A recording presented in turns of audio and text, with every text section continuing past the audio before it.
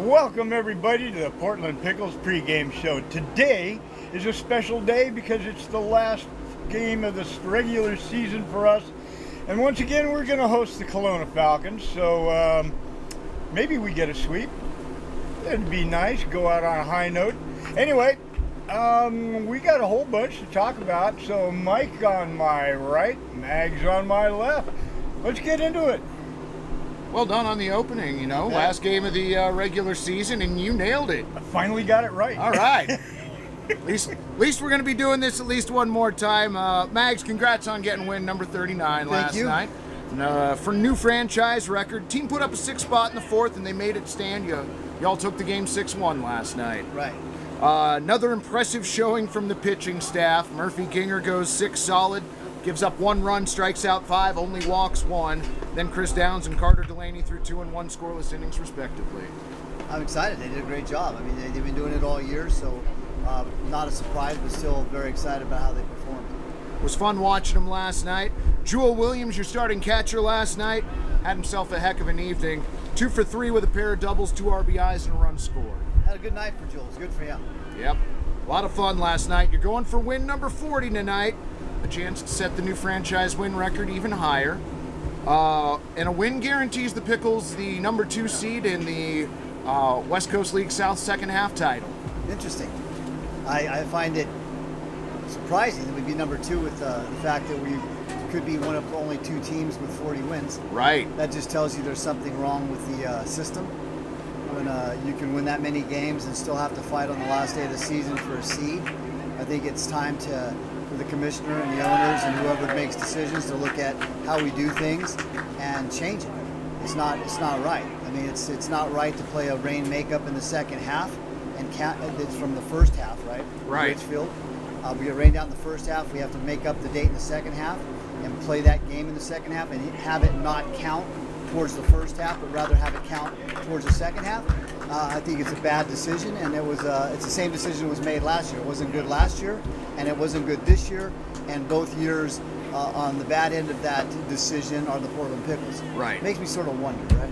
Well, you're always on top of things, because I was going to bring up the fact that, it's the same thing that happened last season. Yeah, I think you would think that after you saw what happened last year, you would make a decision and try to rectify the situation. But I don't get paid enough money to do that.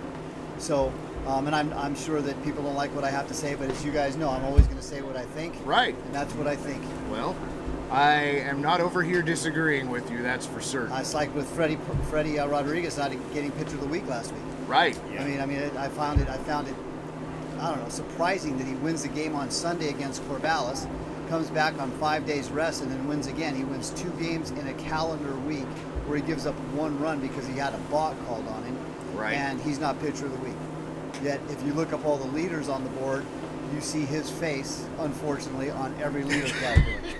Yeah. So I don't know who's choosing those things, but obviously it's not somebody that's looking at the body of work.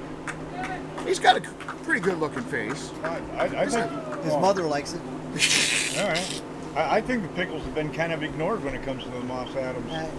Yeah. So, I mean... It is what it is. We're not here for rewards, but my job as a manager is to fight for my players, and I think that Freddie deserved it, and he didn't get it, so I'm just going to tell you, I think he should have got it, and he didn't. I don't think that there's even an argument. Well, and Tanner Griffith leads the West Coast League in a number of different stats, and it doesn't seem like he's quite gotten his flowers that he's due either. No, he hasn't gotten his flowers. A good way to put it. But those guys are all about winning and following the process. My job is to defend them, and that's what I'm doing. You are finishing the season having only lost 2 series the entire season, and you've got multiple sweeps under your belt. You're going for another one tonight. I know that part isn't important to you, but what do you attribute to the team's continued and consistent success? Following our process. Yeah. I mean, they don't get too high, they don't get too low, nothing's too big, nothing's too small. The bumps in the roads are just bumps in the road. They can have they don't have bad days. They can have bad moments. Right. Okay. But they have the ability to erase the bad moments and work on their next at bat or their next pitch or their next hitter or the next game. Several of those times that we've won series, we've lost the opener of that series. It was almost a routine for a couple of weeks. We go someplace. It was during that 18-game homestand. Right, or a road trip, yeah. Where we would lose the opener on a travel day and then come back and win. I mean, that's just a sign of a team that's got some grit. You know, they got some grit, man. A lot of resiliency down there. Absolutely. Real quick before we move on, who do you got throwing for you tonight? Start. Brand new guy up from. He threw a couple innings the other night. Vane. Hoping to get 2 or 3 innings out of him. Want to just try to keep our rotation set. Again, it doesn't matter at this point who you play or where you play him. Corvallis is great. Ridgefield is great. Bend is great. They've proven it all year long. So you don't get to say that anybody's going to a better draw. Right. It's just you're playing somebody really good. Well, speaking of the West Coast League South specifically, the top 4 did sort of separate themselves from the bottom 4 over the course of the season there. So there's going to be another 4,000 plus people here tonight. Last game of the season. It's fan appreciation night here at Walker Stadium, and there's been 4,000 plus the last few nights here. What kind of impact does that have on the players and then the game in general? I think it's a tough environment to play in. And it's extremely tough for a young pickle team to come in. That's why we run those exhibition games, to get used to the crowds. I think the crowds are just part of what we do every day at home. For other people coming in, it can be eye-opening, for lack of a better word. It's loud. You can't hear. We've had to do a lot of things that we usually do with verbals, as far as verbal signs that we can't do now because they can't hear. We can't hear. Right? Because the fans are making that much noise. We missed a couple last night. They go, we can't hear, right? And so it's tough to read lips too. So right, especially from distance. So yeah, it's a little more difficult than people think on everybody. Well, but we do feed off that energy. Well, and they definitely have been bringing it the last few nights. Last to wrap up, I've been hearing rumors around the dugout about a certain coach possibly throwing chairs when things aren't going well. Is there any truth to those rumors, and why would Barkus do a thing like that? Yeah, I don't know why. I try to tell Coach Barkus that he needs to settle down and act like he's a young, sophisticated, professional coach.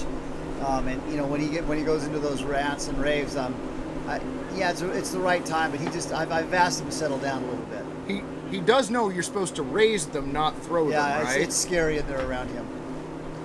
Anything else? Any message you want to send to the fans since this is the last game of the season before we close this one down? And I just rock it tonight. If they told you it's sold out, but come down and get a standing room only ticket. And if they tell you the playoffs are sold out, find a way to get in here.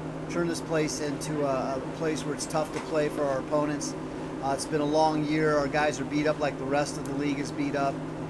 So it's just a matter of will at this point in getting a break.